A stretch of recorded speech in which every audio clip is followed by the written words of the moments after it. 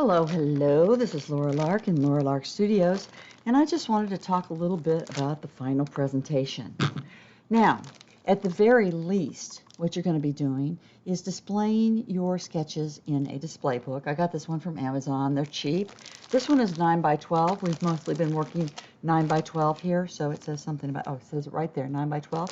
I haven't even opened it yet, but the thing is even if you don't decide to do this for the final, you're going to want one of these because this is a great way to keep your sketches, and you want to keep your sketches handy. And I know plenty of people who've walked in with one of these under their arms, showed their sketches, and the people were impressed enough to give them a job because you know what? Not very many people draw anymore, as I've said before. So anyway, this is the very minimum of what you're going to want here. Okay, so that's that. The other option you have is to go for a presentation board. Now, you can either go to Texas Art and get a, I believe they're 16 by 20 black boards that you will get for Professor Chapman's Art for Fashion. They are plain black, and you will finish them with some black masking tape. What I've done here, because I'm just a DIY kind of gal, is that I've taken the back of one of my paper pads, this is it, and I have taken matte black spray paint from the hardware store, and I've taken outside. I have put down a sheet of plastic, which I highly recommend. Don't want to be doing this on your dining room table because it stinks. You want to do it outside. Make sure it's not too windy out, and kind of go over it very evenly. Try to get it evenly. It's very important that you use matte black because it's easier to photograph at the end. Another thing that you're going to get is you are going to need your sketches, which are somewhere around here. And the thing is that if you've been using your sketches from home, you will want to recopy or scan and resize your sketches so that you can get a few of them on the board. Now, normally my sketches are much bigger than this, but I've resized them, and I've used a special kind of paper. It's matte presentation paper, and I'll tell you, it prints out, it gives you lovely colors. And what I've done is I've resized my sketches here, and I've also this is from my County Holt collection, and I messed it up there a little bit, so bad on me. And this is my logo, so I'm going to have that in the corner. I've also got a picture of an actual garment that I've made from the fabric that I'm going to use, so I put that here. And I'm going to use, I'm using some fabric sketches, and so I've used Kevlar, which, by the way, is bulletproof if you use it. And then there's some dyed Kevlar that I have. And then there's some of this dyed gingham that I've done. And there's also denim. And I'll show you how I got that. What I did was so the thing is once I printed this out, you know, I've made this like nice little outline on the back.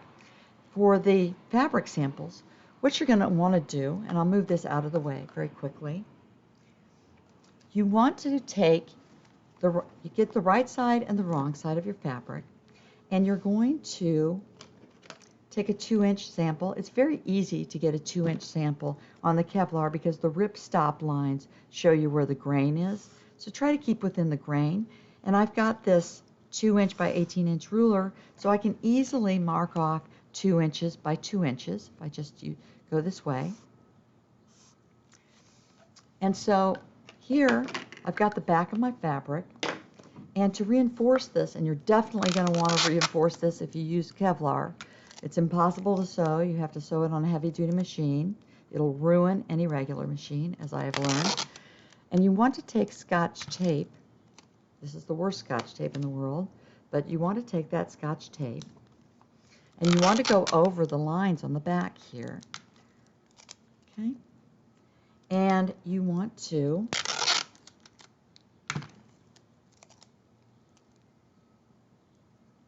cover your lines, and then you want to take some pinking shears, and then you can cut this so it won't ravel.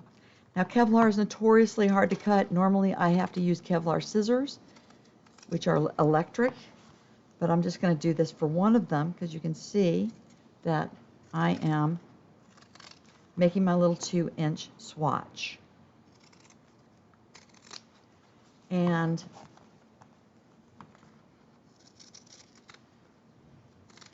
so that Scotch tape is going to stay, and then you've got this nice 2-inch swatch. You can see that I've done this with my other swatches. I've got it for a denim swatch. I've got it for a dyed gingham swatch. You can see the shiny Scotch tape. And I've got it for an undyed piece of Kevlar and a dyed piece of Kevlar. And I've made 2 of these.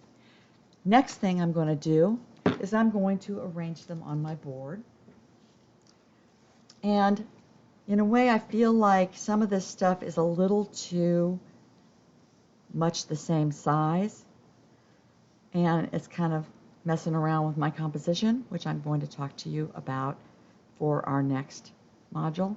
And Kevlar, like I said, is very, very ravelly. So I'm going to go ahead and arrange my swatches thusly. And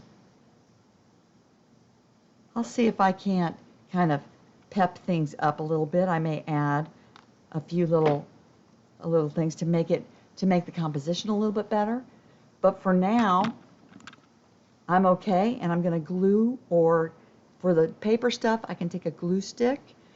And for these, I can actually take my tape and turn it around and make a double-sided loop here, which I'm making a mess of, and place that on the back and put it down like that.